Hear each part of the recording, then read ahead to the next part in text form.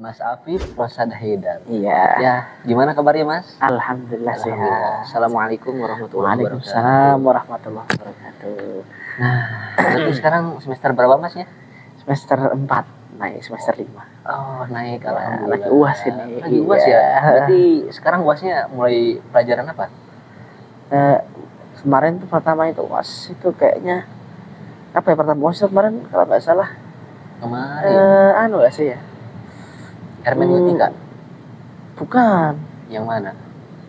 Oh iya, hermeneutika ya kemarin ya. Hermeneutika ya kemarin. Hermeneutika Itu ya. kemarin tulis tangan ya? Nah, sebetulnya sebelumnya kan ada dulu apa sih, psikologi Islam dulu, psikologi agama iya, dulu. Cuma iya. kan diundur ya karena Iya, banyak yang nggak bisa. Banyak yang nggak bisa. Iya, betul banget. Iya, benar sekali. Nah, kali ini menarik banget nih Mas. Kita tuh disuruh untuk membahas tentang kritik matan hadis. Iya, Masnya paham nggak sama kritik matan hadis? Gimana ya? Kalau bicara kritik muatan hadis ya, mungkin kalau dalam masalah kritik ini kan, Ya. sebenarnya dalam hadis itu kan ada kritik matan, ada kritik sanad ya. Iya. Jadi kalau bicara kritik matan itu para ulama itu nggak akan mengkritik sebuah Ya. matan kalau nggak ada kejanggalan di matan itu, meskipun sanadnya itu lemah gitu ya. Tapi ketika ada kejanggalan, ya maka dia akan diteliti meskipun sanad itu sahih. Iya. Ya seperti itu. Jadi kalau misalnya seandainya orang para ulama itu menemukan bahwasannya hadis itu matannya itu kok aneh, maka dia akan diteliti, maka dikritik seperti itu. Tapi ketika matan itu ya normal meskipun dia dhaif, nggak akan dipermasalahkan, nggak akan diteliti seperti itu. Iya. Oh, berarti jadi bukan cuma melihat siapa yang meriwayatkan ya? Iya. Iya. Jadi Iya, tapi juga memastikan isinya jadi sesuai. karena kalau apa namanya kita ngelihat cuma riwayat tok yang kita pastikan sahihnya, itu berarti kritik kritik sanad. Ya, kritik Tapi sanad. kalau misalnya kita kan mata itu lebih kepada isinya Iya, tuh iya, iya. aneh nggak sih gitu loh. Iya, Jadi kita benar. kritik mata itu kan bahas tentang itunya gitu loh. Berarti kalau semisal ada hadis yang terdengar aneh atau bertentangan dengan ajaran Islam, kita perlu teliti dengan lebih dalam sebelum menerimanya ya? Ya tentu, karena kita sebagai seorang muslim itu kan harus cerdas. Ya Allah itu nyuruh kita afala ta'qilun gitu, afala tatafakkarun, ya kan? Kita tuh disuruh mikir, kita disuruh berakal, kita tuh datang sesuatu tuh nggak ditolak mentah-mentah, nggak hanya ikut-ikutan. Ya kita tuh disuruh jadi mutabi, suruh ngikutin tuh maksudnya kita tuh ikut, tapi kita tuh tahu alasannya gitu loh. Bukan hanya sekedar ya taklid buta, bukan taklid ya pokoknya ya orang lain ikut kayak gitu apa seperti itu, aku tak ikut-ikutan. Enggak. Jadi kita itu harus cerdas lah. Ya makanya kita nemukan hadis tuh ya kita teliti. Ini apa, kalau misalnya janggal tuh ya kita harus tahu lah. Loh, kenapa kok hadisnya seperti ini? Ada kecocokannya kenapa? Nah, seperti itu. Ya. Ya, paham.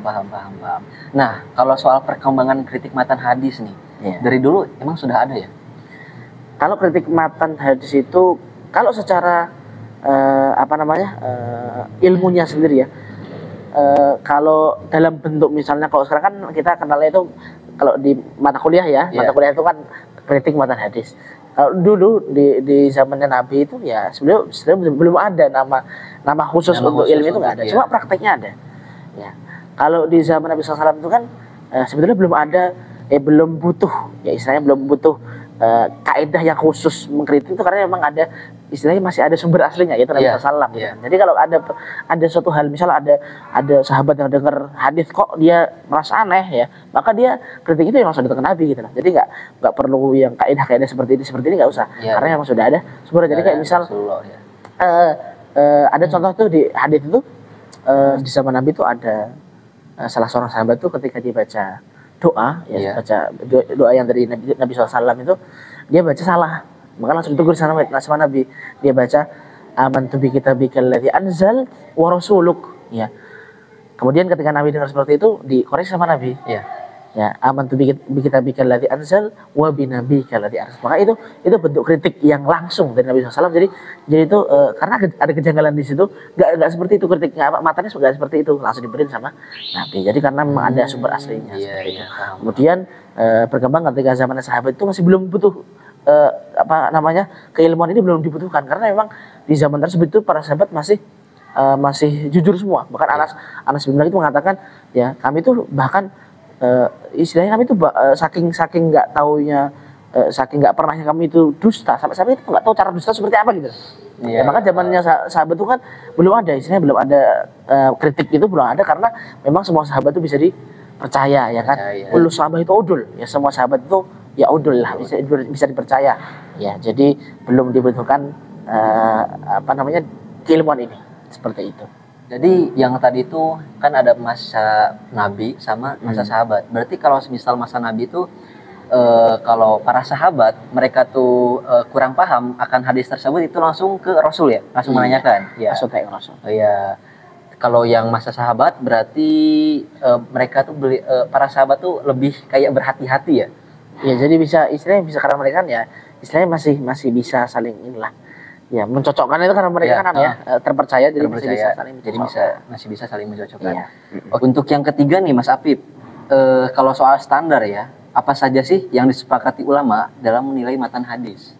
Oh, jadi matan yang standar itu seperti apa? Ya, Oke, satu, kalau matan yang standar itu jelas ya, karena matan itu kan berasal dari Nabi. Ya. Maka dia harus selaras dong, harus dia sepakat dengan Quran.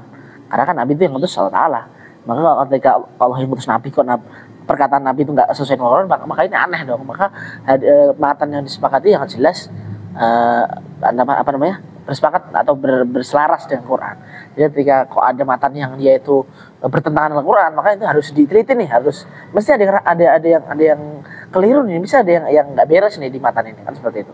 Satu. Yang kedua, dia harus materi itu harus nggak bersinggungan atau nggak bertentangan dengan matan lain. Jadi kan ketika ada dua hadis nih, dua matan dari Rasulullah SAW kok bertentangan, ya kok dia tuh padahal sebenarnya satu sama Nabi, maka dia harus cerita nih, ya dua-duanya harus cerita nih, apakah ada yang error entah dari periwayatannya mungkin atau mungkin apanya yang error, kan harus diteliti seperti itu. Kemudian setelah itu harus sesuai dengan syariat Islam. Jadi kalau misalnya kita tuh nerima hadis kok nggak sesuai dengan syariat Islam nih, nah, ini bukan syariat nih, apaan nih? Nah itu nggak bisa kita terima. Ya kita harus memastikan kalau ini. Kemudian terakhir dia harus nggak bertentangan dengan sejarah yang ada dan sudah terbukti kebenarannya. Kalau ada sejarah yang ada datang kepada kita, sudah datang kemudian itu sudah terbukti kebenarannya, misal ada sejarah ada misalnya tentang kurban, sesuai kurban tentang kejadian itu yang dialami oleh Nabi Ibrahim AS dengan Ismail. Ya kemudian ada hadis menyebutkan yang bersih dengan itu, misalnya hadisnya bilang kalau Nabi Ibrahim yang nyembelih itu Ismail, yang disembelih Nabi Ibrahim kembali misalnya. Maka ini nggak beres nih. Ya benar. Misalnya, jadi harus dicek gitu. Yang terakhir nih Mas, kayak ada nggak sih hal-hal dalam kritik matan hadis yang menjadi perdebatan di kalangan ulama? Oh, jadi yang nggak disepakati gitu ya? Iya. Oke, jadi tadi kan yang kita bicarain yang disepakati itu yang jelas sih dia.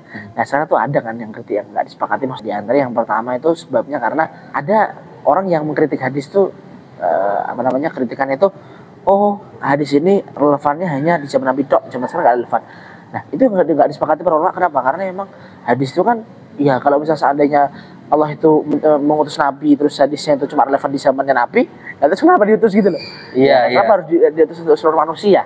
Kalau cuma seandainya hadisnya itu relevan di zaman beliau toh, ya. Jadi ini yang proses ulama seperti itu, karena misal enggak kok hijab tuh enggak relevan, cuma diharap toh itu budaya Arab, bukan.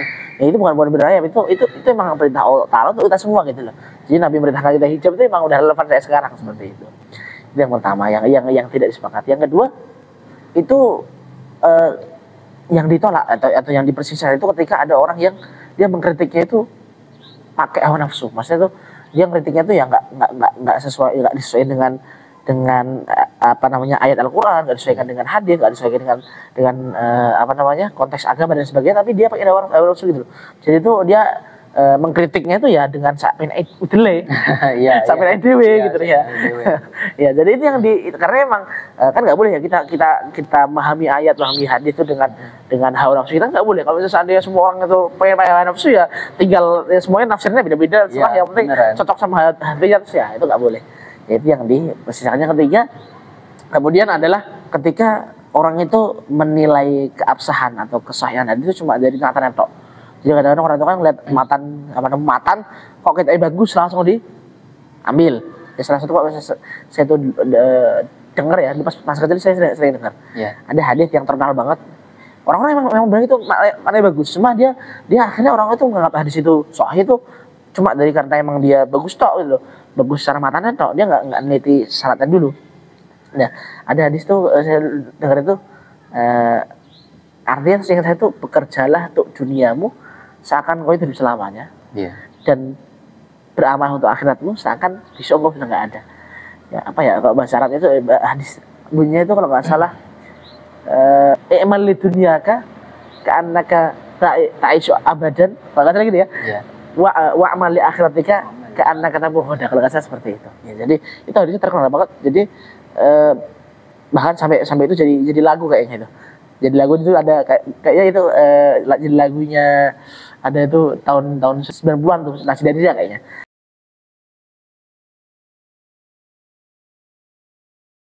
Itu saya buat lagu seperti itu. Jadi orang-orang ngira itu hadis, padahal bukan hadis ya. Ya, jadi itu karena emang terkenal banget ya. Jadi itu yang diselisihkan para ulama. Jadi orang melihat hadis itu cuma dari karena matanya kok bagus, nggak diteliti syaratnya dulu langsung judge kalau itu sudah sahih, padahal enggak seperti itu. Ya. Jadi nggak semuanya tuh ada kesepakatan berarti ya? Iya. Ya, jadi masih ada yang harus berkembang dan dipelajari sampai sekarang. Iya, betul. Oke. Mungkin segitu saja Mas Afif. Terima kasih banyak untuk waktunya. Ya, sama-sama. Ya, sama-sama. Semoga saja dengan podcast kita kali ini bisa bermanfaat untuk para teman-teman sekalian dan untuk teman-teman yang belum mengerjakan dan akan mengerjakan. Semoga kalian lancar ya. Ya, semoga kalian lancar. Amin. Amin. Dan semoga saja kita diberi nilai yang paling baik sama Bapak Abdul Latif ya Pak ya. Iya, kami harap kami bisa mendapatkan nilai dengan sebaik-baiknya. Amin. Amin. Ya, mungkin cukup sekian ya Mas Afif ya. Terima kasih banyak Mas Afif. Sama-sama. Ya, sama-sama. Ya, sampai bertemu lagi di semester yang akan datang. Oke. Assalamualaikum warahmatullahi wabarakatuh. Waalaikumsalam warahmatullahi wabarakatuh.